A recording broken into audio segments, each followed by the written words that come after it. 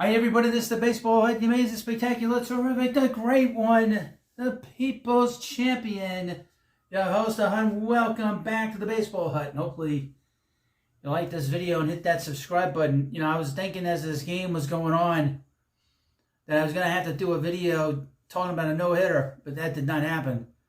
But what we witnessed today, this afternoon and this evening, was probably one of the biggest ones the Mets have had in a long time. I was thinking, and for whatever reason it came up in my brain, like the Mike Piazza years, where Piazza would hit a home run late in the game, and that's what this game reminded me of. I mean, this is probably as big of a home run we've seen in the regular season in a long time with the New York Mets. This goes back, I guess to 2015, I suppose. But a little different because, the Mets are they've been so down for a long time, and Lindor has been so heavily criticized, particularly by myself. But to see him come up with that kind of a home run in that spot, that is the kind of home run that you get when you win an MVP. I don't see Shohei Ohtani getting any kind of home runs like that during his sort of video game seasons that he has.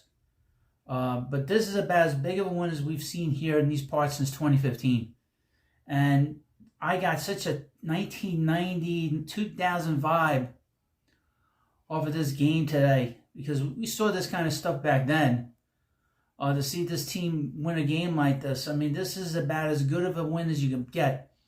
And, Bowden Francis was pitching a no-hitter and really was, one of the better splitters that we've seen all year from a pitcher. And he doesn't throw hard. It's really, you don't need to throw 100 miles an hour to be effective. And so far in his career this year, he's been very good. In the second no-hitter that he's lost. And here's the thing, he made one bad pitch in this entire game. And it was that home run that he gave to Lindor. He made one bad pitch. He walked a few batters in this game, hit Alonso in the game. But that pitch that he made was the only mistake he made. They wanted to get above the letters, up at his shoulders, and got it right down the middle, right at his letters. And as soon as he made contact, you knew it was gone. And like I said, it was one of the bigger home runs we've seen here in a long time that has any kind of meaning. Probably since, like I said, 2015, and really the 2000 team, 99 team. It's been a long time.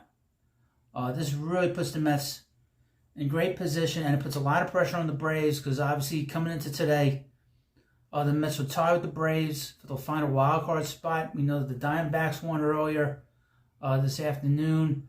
We'll keep an eye on the Padres. But what a tremendous comeback win by the Mets. And then they added on. And then when they tied this game up, I was like, the Mets got to add on. You've got to win this game. And they did that. They got an RBI sacrifice fly from Pete Alonso to put them ahead. An RBI sacrifice fly by Starlin Marte, and then that huge home run from Francisco Alvarez in that spot. That tremendous home run, line drive home run. It looks like he's finally starting to come out of his bad slump that he's had. But to be honest with you, this game's all about Francisco Lindor and his candidacy for the MVP of the National League. This will help him certainly get a lot of votes from the writers because really, like I said, Shohei Ohtani's not hit a home run like this with the Dodgers so far this year. And this is pressure cooked games. These are real pressure games we're dealing with right now. Every game means something. Every pitch means something. There's no messing around now. And this is a lot of fun. Really, it is a lot of fun. I enjoy this stuff. I know some people sort of are on their edge. They can't deal with it.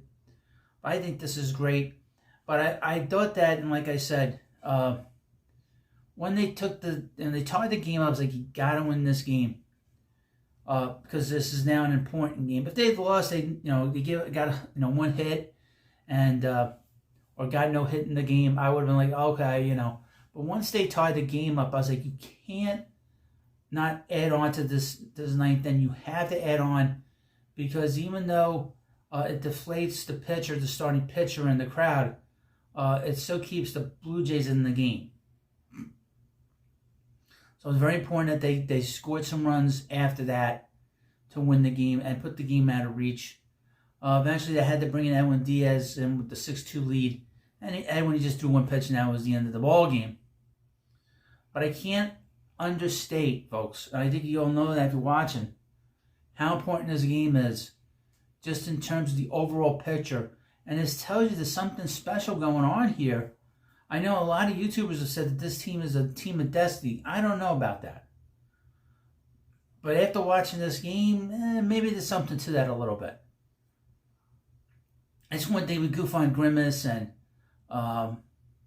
that little dog and the Max Wiener guy and the Seymour Wiener guy too. But it's another thing when you get these kind of games in September, and you're able to win it. You're able to tie the game up, to win the game in the 9th inning, and take the series, which is very important. The Mets have to win series. They have to win as many games as they can. With 16 games to play, there's no messing around. And the schedule is going to get extremely hard now, with 7 of the next 10 games against the Philadelphia Phillies. With the Mets going to Philadelphia on Friday, with, I guess, is Aaron Nola pitching for the Phillies? I think Aaron Nola's pitching for the Phillies against Jose Quintana. That's what I will be watching when I go to the ballpark Friday afternoon. But so the Mets have a tough road ahead of them. It's been a tough road all season. It's not been easy, but they've played so well. They've been really the best team in baseball since June 1st. And this is a huge one. I can't understate and underscore to you folks how big of a game this is. They never won a game like this 2 years ago. Especially in September. They didn't win a game like this. And it's September, too. They never won a game like this 2 years ago. Specifically in the big moment like September. You can win games in June and August. I mean, they won a couple of games like that against the Phillies, I guess. And they had the no-hitter. But nothing of the kind of quality game that the Mets had today. It tells you something is different in Metland. There's something different with this team that's not always been there over the years. But something special now, I could say, is going on here. And Francisco Lindor hitting that home run in the 9th inning tells you something different here. We'll see. But they're still in front of the wild card. We'll keep an eye on the Braves. I'll have an update later with the Mets and the Braves. I think that's what it's going to come down to. I think when we get to Atlanta the last week of the season, I think the 3-game series will basically be all the marbles, and we just got to hope that the Braves don't do any more of their monkey business, where they're tapping the bats or stealing signs like they normally do down there in Atlanta. But big win. I mean, I was going crazy here. You don't see me here, folks. You don't see me cheering and going crazy. But it's always the next day, always the next game got to get to. And of course, the Mets are off tomorrow, and they'll be flying into Philadelphia in a big series against the Phillies. And your host will be in Philadelphia. God help me, dealing with a Phillies fan from some chalet in Abyss, from some dark hole in New Jersey. But we'll be watching the game sitting next to each other at the Phillies. Mets versus the Phillies. And we'll be live streaming there and doing all kinds of videos there.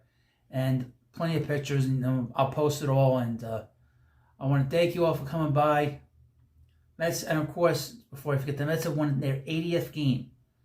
And they're 80-66 with 16 games to go. Wow. Is this what we wanted? Is this what they promised us? They promised us the Mets would be a playoff team.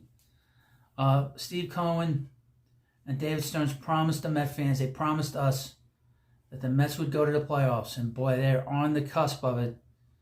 Hopefully they'll finish the job with 16 games left. This was a huge win today. I can't underscore that any more times than I have in this video. And I want to thank you for coming by. Let's go, Mets. Hit the subscribe button, and I'll see you later.